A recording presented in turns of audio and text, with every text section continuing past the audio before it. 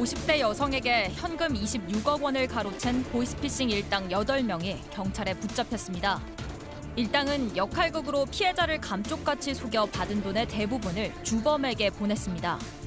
아직까지 중국에 있는 주범이 잡히지 않은 가운데 보이스피싱 개인 최대 피해 사건을 파헤쳐봅니다. 네, 지난번 사건 반장에서 소개해드린 사건인데요. 경찰이 50대 여성한테서 26억 원을 탈취한 보이스피싱 일당 8명을 붙잡았습니다. 역대 최대 피해액을 기록한 사건의 내막.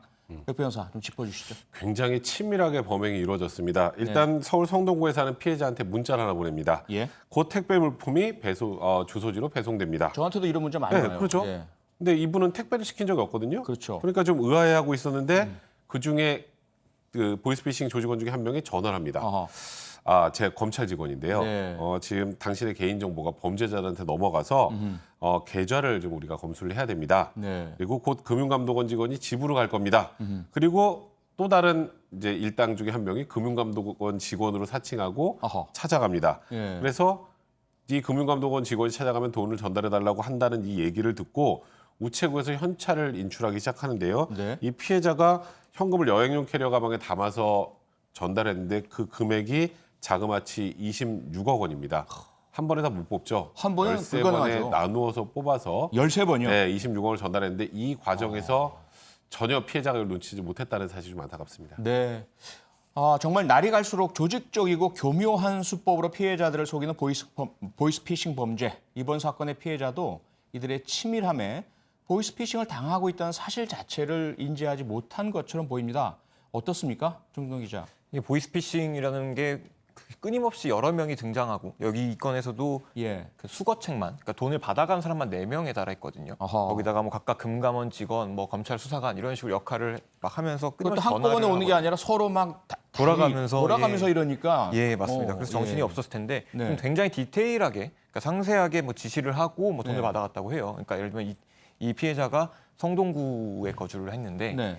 중구에 있는 우체국에 가서 돈을 찾아라. 왜냐하면 중구에 큰 우체국이 있어서 거기서 거액 인출이 가능하거든요. 집이 송동구인데 예. 중구에 가서 예. 그래서 우체국을 중구에 가서 찾아라. 그리고 우체국에 가서는 뭐 이민 자금이 필요하다라고 말해라. 왜냐하면은 보이스피싱 뭐 이런 범죄들이 있다 보니까 네. 은행에서 잘 현금으로 잘 내주는 경우가 매뉴얼이 있잖아요. 은행 예. 직원들이 갖고 있는. 수천만 원, 뭐 수억 원씩을 한 번에 찾아가는데 그렇죠. 그러다 보니까 중구에서 찾아라. 그리고 이민 자금 찾는다고 해라.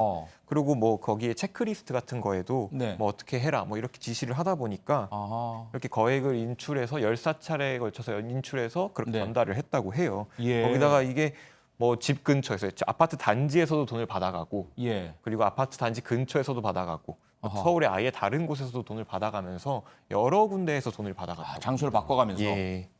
백 변호사, 지금 조금 전에 정재훈 기자도 얘기를 했지만 네.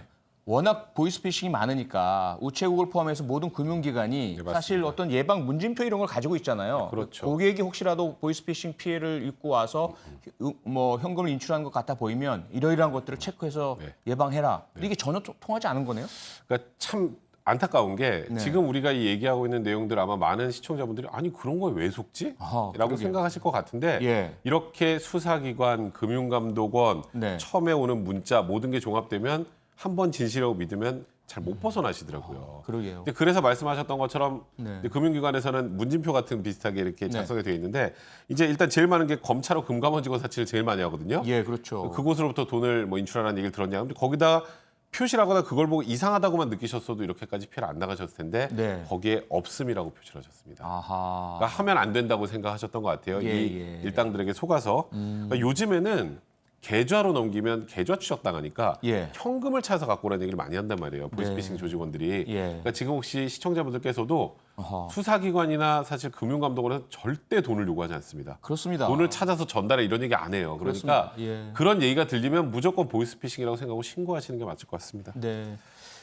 이러한 교묘하고 조직적이고 치밀한 범죄에 당하다 보니까 사실은 그냥 넋놓고 있다가 범인도 못 잡을 우려가 큰데 이번에는 그래도 잡혔네요. 예. 이들의 범행 방식이 너무 대담해서 그런 거 아닙니까? 아파트까지 들어와서 막 돈을 현금을 받고 이랬다면서요? 예, 맞습니다. 아파트 단지에 사실 CCTV가 많이 설치가 돼 있는 편이잖아요. 네. 근데 여기 아파트 단지 내에 있는 쓰레기 집화장에서 돈을 주고받았었는데 예. 주고받은 게 아니라 준 거죠. 주고받은 건데 예. 여기서 30초간 이야기를 나누고 돈을 받고 뭐 이런 장면들이 모두 CCTV에 찍혔고 네. 이 CCTV를 처음으로 해서 추적하다 보니까 이걸 수거해간 예. 이 전달책의 주소라든가 이 소재를 파악해서 잡은 거였죠. 아하. 그리고 이 수거책으로부터 돈을 받았던 중간책, 중국 국적의 중간책 3명도 잡은 거고요. 다른 곳에서 돈을 받은 나머지 2명의 공범도 잡았습니다. 네. 경찰도 상당히 좀 치밀하고 적극적이고 아주 끈질기게 수사를 해서 결국 8명을 잡긴 잡았는데 주범은 못 잡았다는 거 아니에요? 네, 그리고 그 부분이- 돈의 방향은 좀 어떻게 포착했나요? 가장 안타까운 부분인데요. 예. 말씀하셨던 것처럼 그 채팅 아이디로만 알려진 주범은 중국에 있습니다. 중국이에요. 그리고 돈 26억 원은 전부 중국으로 넘어간 것으로 지금 이미? 보고 있습니다. 그러니까 현실적으로 지금 8명을 검거를 했습니다만 예. 피해자의 피해 회복은 사실 현실적으로 이루어지기 좀 어려운 상황이고 네. 또 8명 중에 이제 우리나라 돈을 중국 돈으로 바꿔서 환전을 해주는 환전상 있죠. 네. 환전상 다른 몰랐다. 어허. 범행까지 지금 부인하고 있는 상황입니다. 일단 이런 류의 대담한 범행을 과연 이 피해자에게만 했겠느냐. 예. 다른 피해자가 있을 수도 있으니까 그에 대해서 경찰도 꼼꼼하게 좀 수사를 진행하고 있는 것 같고요. 아하. 결국은 주범이 잡혀 끝납니다. 네. 이거는 뭐 중국과의 뭐 사법 공조나 여러 가지 등을 통해서 수사를 좀 지속하려고 하는 그런 입장인 것으로 알려져 있습니다. 네. 정준호 기자. 그러면 앞으로 수사가 끝나지 않았다는 이야기인데요. 예. 어떤 방향으로 어떻게 수사를 해나갈 것이고 또 몇 가지 뭐 가능성을 좀 보고 있다면서요?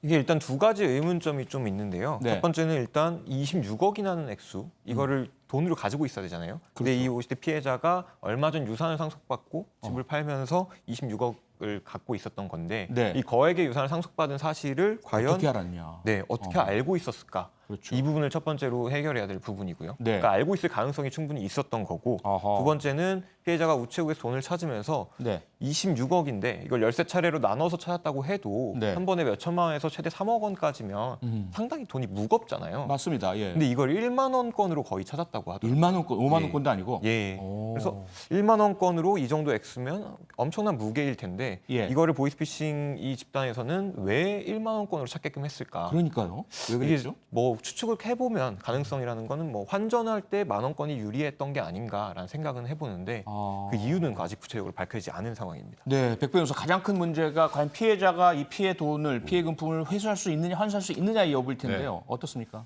현실적으로 쉽지 않습니다. 일단은 뭐 한 수천만 원 정도는 확보를 한 것으로 지금 알려져 있는 상황인데 네. 아시겠지만 우리가 이제 형사사건과 별개로 이제 민사 불법행위 손해배상 청구송을 제기한다고 해서 승소 판결을 받으면 나라에서 대신 주나요? 아니죠. 아니죠. 결국은 가해자의 재산을 가지고 받아야 되는데 그렇죠. 대부분의 돈이 중국으로 넘어가 있다면 아, 소송을 통해서 지금 여기 남은 공범들한테 승소 판결을 받을 수 있겠죠. 만약에 민사소송을 제기한다면. 네. 하지만 현실적으로 실제로 돈을 환수하기는 어렵기 때문에 아하. 더더욱이나 시청하시는 분들 보이스피싱 조심하셔야 될 것 같습니다. 그래야 될 것 같습니다. 보이스피싱에 따른 연간 피해액은 2018년에는 4,040억 원, 지난해에는 6,398억 원으로 매년 늘어나고 있습니다. 교묘해지는 이들의 수법에 각별한 주의와 빠른 대처가 필요해 보입니다.